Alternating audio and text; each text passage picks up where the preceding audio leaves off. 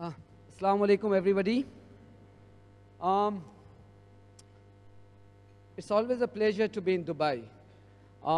Before I start the discussion, let me tell you two things about me. So, I belong to a profession which unfortunately in India throughout the year is busy defaming Aligarh Muslim University. So that's the one fact about my profession. The other fact is that I lead a platform or the brand that is equally busy all throughout the year in debunking the efforts to defame Aligarh Muslim University. So, it's not a bad news after all. If there is an effort to defame, there's also a counter effort to, debunk those fake news around Aligarh Muslim University. Now, the topic is what should the universities in general and in the context of Aligarh Muslim University do in terms of producing the students who are employable in the digital age. I think looking at the crop and the kind of people who have been awarded today, I don't think we needed to discuss the topic because Aligarh is already producing, the kind of talented people who are employable and who are excelling in their departments. But having said that, digital revolution has changed the job landscape, not just in India, but around the world. Now tie that in with the severe job crisis across the world, it becomes that more challenging, not just for the students, but also the university, to make the students more employable. Now we are joined by 4 people who are experts in their own field. We got the educationist in Lieutenant General Zameer Shah, who until last year headed the Aligarh Muslim University. We got Anubhav Sinha ji, who is a kind of employer, potential employer in cinema industry. We got Tariq Chauhan sahab, who is also an employer, heads a big company.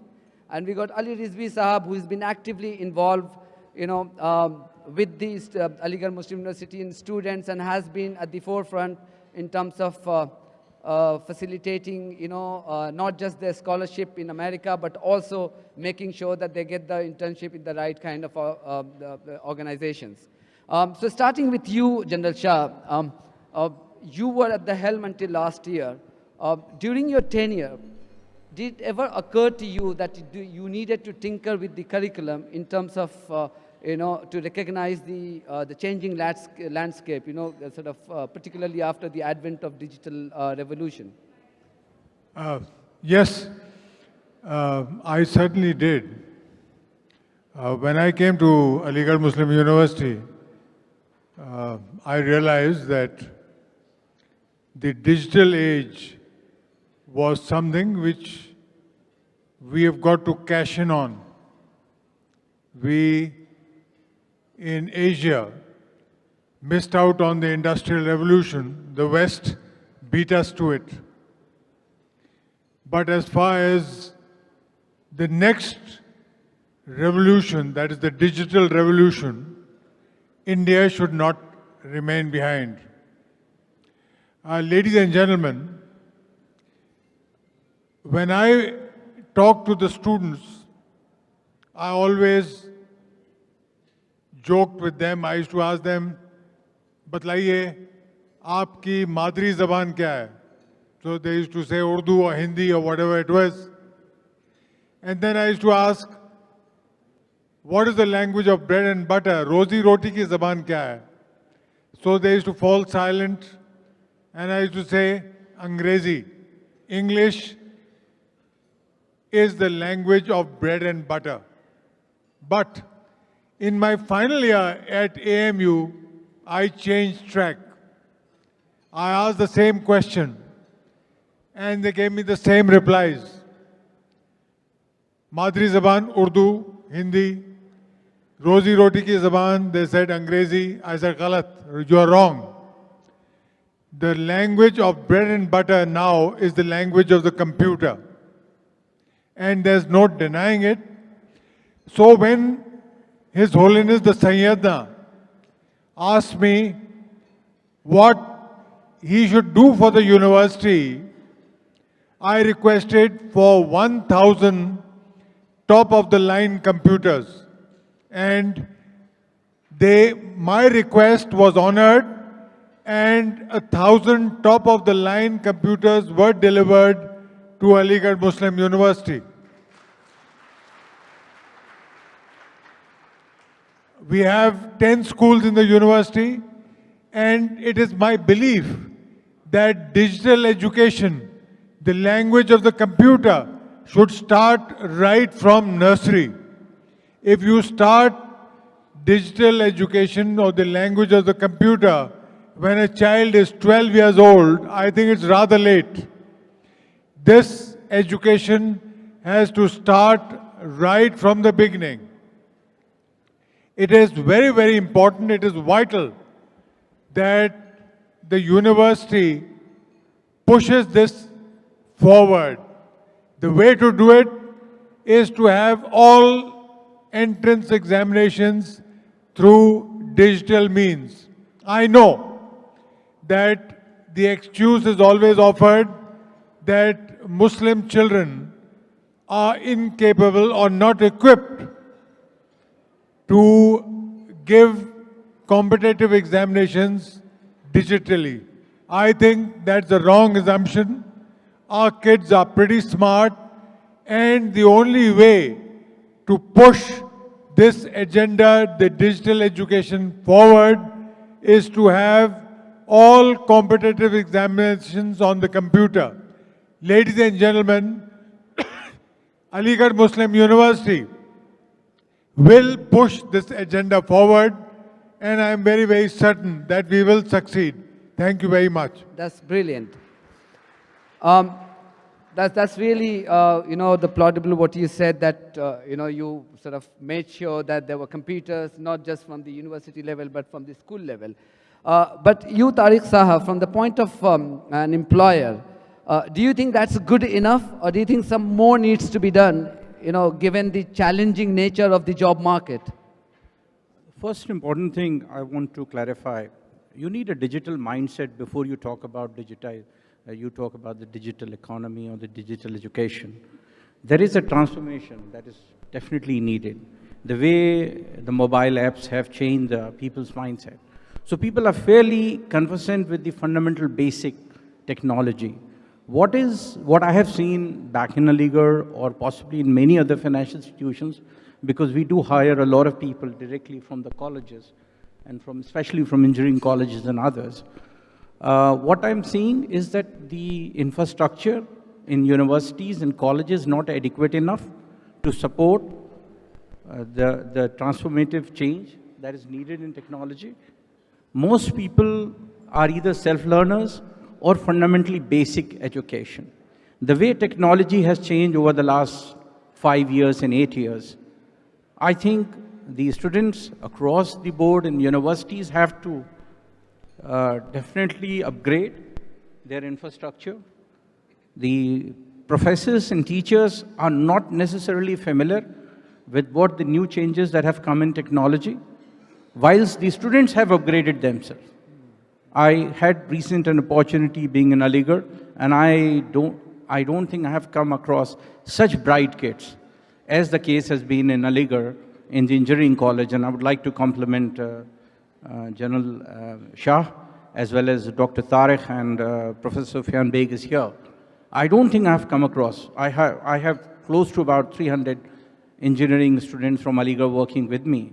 Some of them have been there with me for about 3-4 years. Some of them have joined me recently. And I think I would once again recommend that you have got some great talent, but your infrastructure is definitely needs to be upgraded. And without that, you cannot build a sustainable education, especially if you're talking about the digitization. I agree with Mr. Tariq Chauhan. Coming back to you, Mr. Ali Rizvi, there is surely no dearth of talent. Talent is there, and we have seen that. How do we finesse that talent in terms of providing the conducive environment, right kind of skill set? Because when children come to you in Boston and say, we need a placement, what are the challenges you detect? What are the shortcomings you detect in them? Thank you for this question to me. And I think, like you were saying earlier, the more important thing is the role of universities in bringing about a change whereby the students can be well placed as good employees for the digital era. Like General Shah mentioned during his term as the Vice Chancellor of Aligarh Muslim University, the work was being done to make sure that the students are exposed to the computers. And the work started there. There was also a call to the worldwide alumni of Aligarh to please invest in Aligarh into smart classrooms. The cause was given out that should be about 100 smart classrooms in Aligarh Muslim University. In North America, we financed probably, I think, 20-odd, 25-odd smart classrooms in Aligarh Muslim University, ranging from the engineering college to the Faculty of Arts and Department of Economics and so on. So we gave out the first core infrastructure to make sure that the people were being exposed to this. But as in all cases, there are two parts to the equation. One is the students who are going to be the model employees afterwards, and the other is the teachers. I was talking earlier to our Vice Chancellor, Mr. Professor Tariq Manzoor Sahab, in terms of the usability of those smart classrooms. And he mentioned to me that the smart classrooms are being used in Aligarh, but not to full capacity. In medical college, of course, they're being used to full capacity. In engineering college, they're being used to full capacity, but not in other departments, maybe. So there's a scope to improve upon them. I think, like Tariq Saab was saying, in terms of being savvy in the digital media or era as an employee, not only to know internet and Google and computers and so on, you have to have, and this is the most important, I think, the mindset, the belief. So the more work that AMU can do to ensure that every hall of residence, every department, every professor, every academician is tuned to make sure that they are bringing out students who will become great employees in a digital era.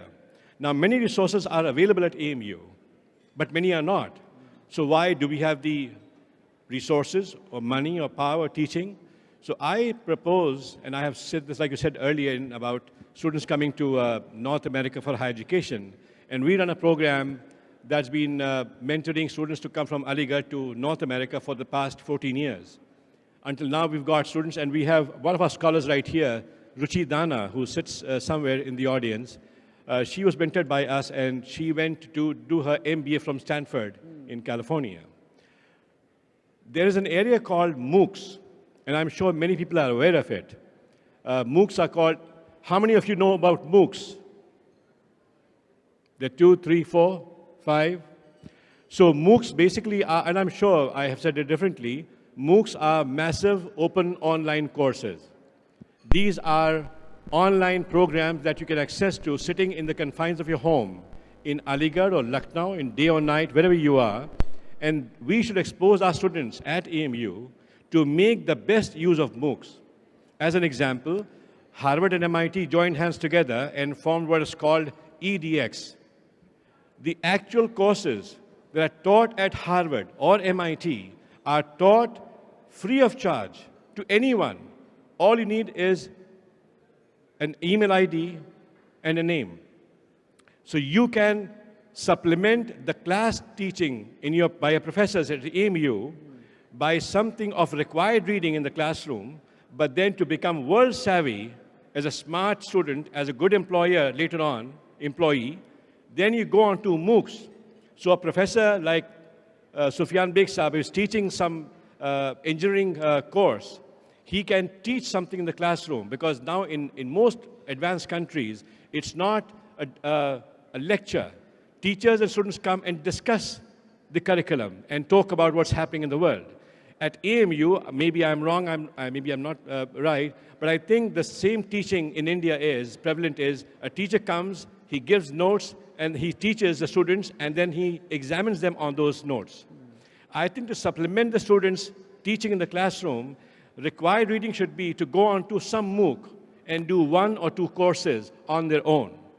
That will expose them to the whole wide world of advanced programs, advanced theories that are not taught at AMU or other universities, and then they become valuable employees and employers in the future. Okay, good point. That's a good point.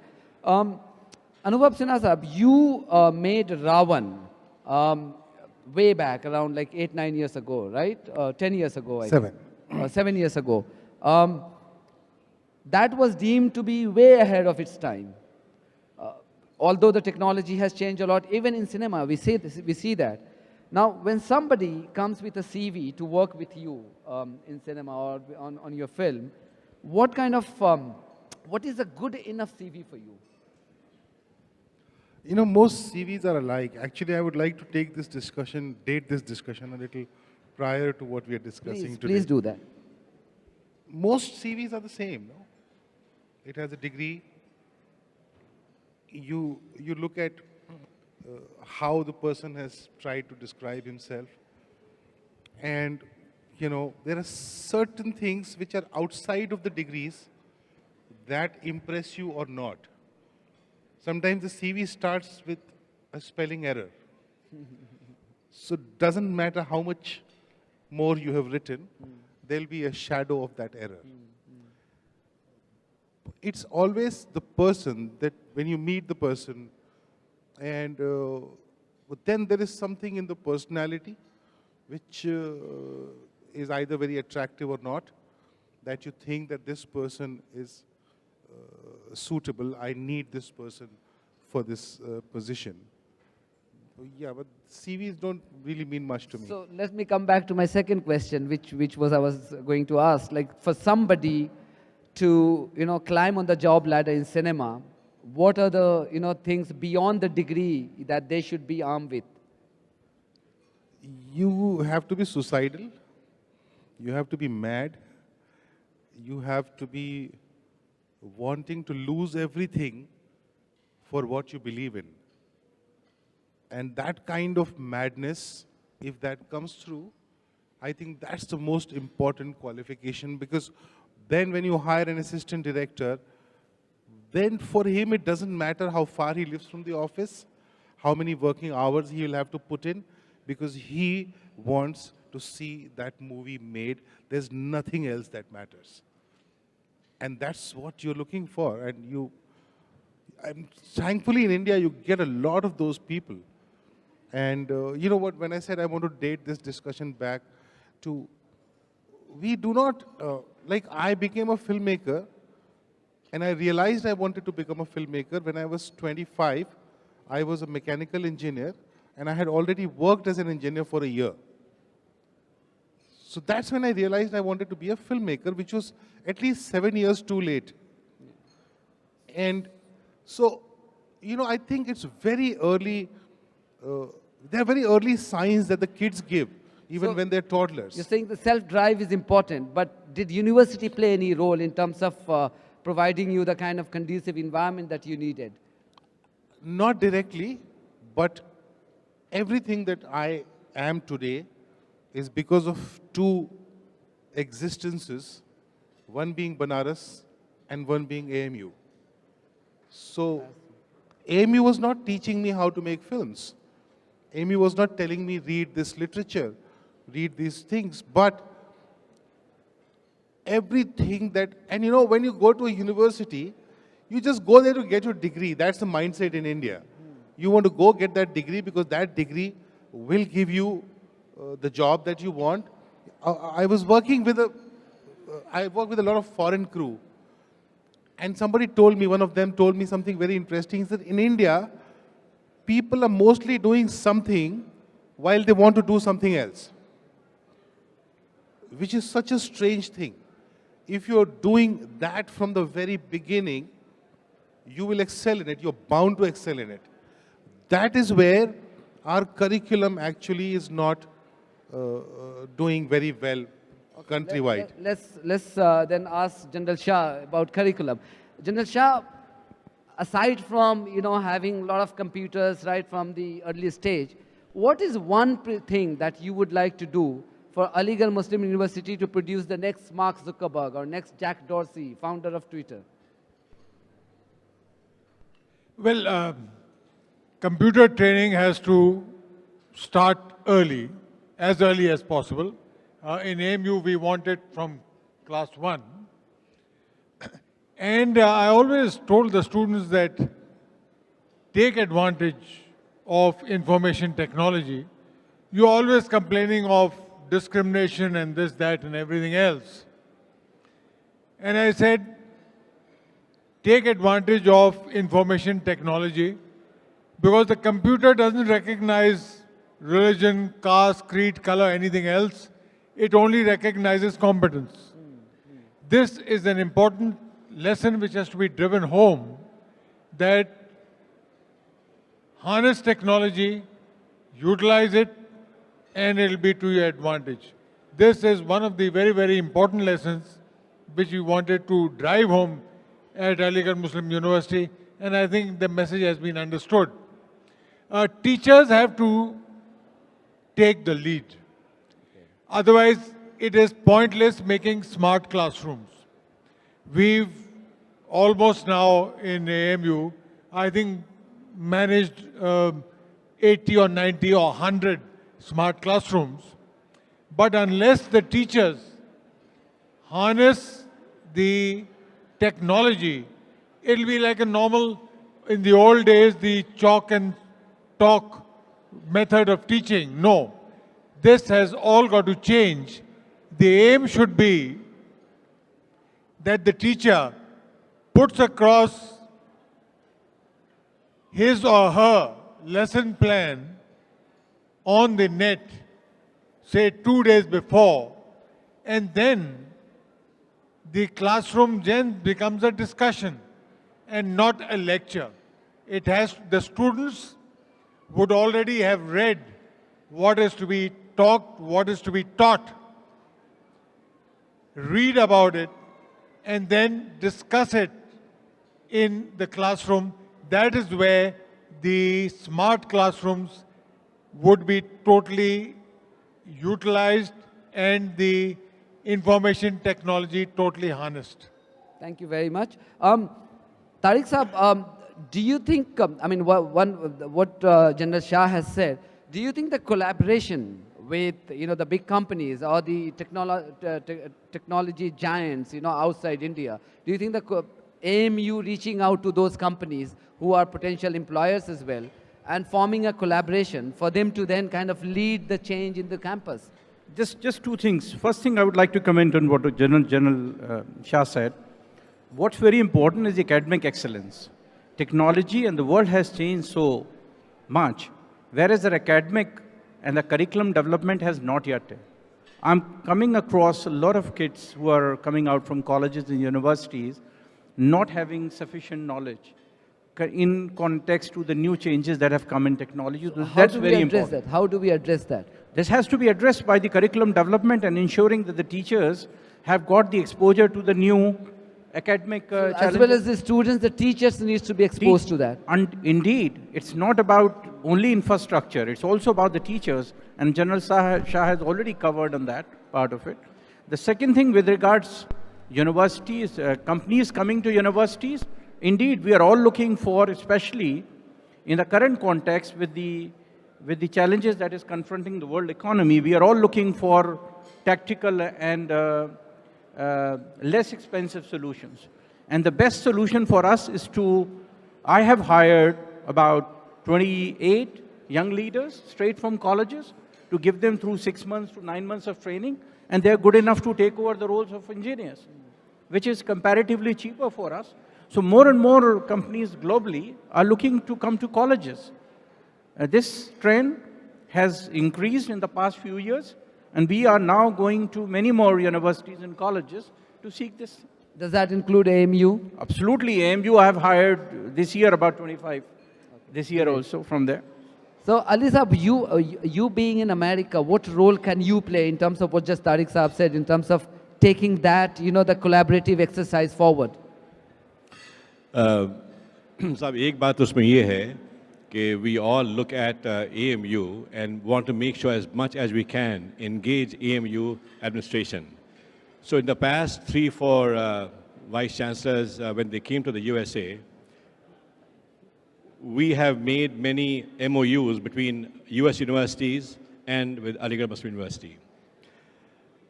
We are very, very happy in the past few years. We have seen AMU rank in the top 5 or top 7 universities in the country. And that gives you a much more needed comfort zone that, yes, we are ranking high in the country. The other thing that we lack in right now is this, of course, we know where we are. If the test is in the pudding, when you eat the pudding, अगर आपकी अलीगढ़ के बच्चों का जब when they go for employment, if they can find the same employment at the same level of salary and packages and remuneration, that shows that AMU really is producing world-class employees. तो अगर आपका बच्चा जो जाता है अलीगढ़ से, if he has gotten or she has gotten a degree from engineering college and they go and get a job as an engineer, which is say 70% of what an IIT gets, then there is a scope for us to improve further than that. And for that scope, what I was suggesting earlier, like Shah was saying as well, that both the teachers have to be involved. The classroom does not have to be a lecture, but a discussion between the student and the teacher. But at the same time, when we see these teachers and students coming in, that they get exposed, I will come back to my same point again, to the MOOCs, because you're not reinventing the wheel. You have the same programs available elsewhere. They are taught by other people, so you can see your point of view and their point of view. In India, you cannot change the curriculum of a program because it's all governed by the UGC, so you can't change. But the world is changing. They want smarter kids and smarter people. And how do you do that if you can't change at AMU? You instill in AMU on the campus an academic fervor whereby you bring your students and say it is required of you to take a few more courses outside of AMU as well to supplement your knowledge. So in the class you can come and be an active participant. Okay. These students then can become valuable employees on the world stage and get remuneration packages that are comparable to the IITs and IIMs in India. Okay. Point well made. I'll give you last word, Anubhav bhai. What is your advice as an alumnus? You know, what role do you think, you know, or you should be playing in terms of whatever our panelists have said, you know, to make AMU students more employable in future in the digital age? I would like them to become more employers than employable. And if you see in the digital world, it's all about the big idea. And that big idea needs to be backed by some resources. And then it becomes a huge, huge enterprise. So I think if I was to contribute towards it, I would be more interested in dealing with those kids and trying to... Who knew Mark Zuckerberg was onto something like that? He was just a kid in a college, in a school. And so many other examples. There's this YouTuber girl, I don't know how many of us know about her, Lily Singh, Superwoman. Yep. She was one girl who just kept posting video blogs, and she's in industry today. So similarly, in this digital world, it's not going to be about computers. Computers can be hired. People who run computers can be hired. It is going to be about the big idea. And those big ideas will come from smaller town boys because they know the problems that the smaller towns of this country face. And most of these devices and apps are about solving problems, like Swiggy, like Zomato. Yeah. These are all problem-solving solutions. And these are solutions for bigger cities for now. But in the next generation, the kids will come from smaller towns who will break the code of smaller town problems. And those ideas need to be spotted, nurtured, backed, and then they will become employers and not employees. I think you summed it up brilliantly. Thank you very much. I think the 2 points that emerge out from this discussion is that today's students or today's job seekers should be aiming to become tomorrow's job creators. And second, the advantage of digital revolution is that it makes you more employable if you dare to think big. Thank you very much, General Shah, Anubhav Sinha, Tariq Chauhan Sahab, and Ali Rizvi Sahab. Thank you very much, audience.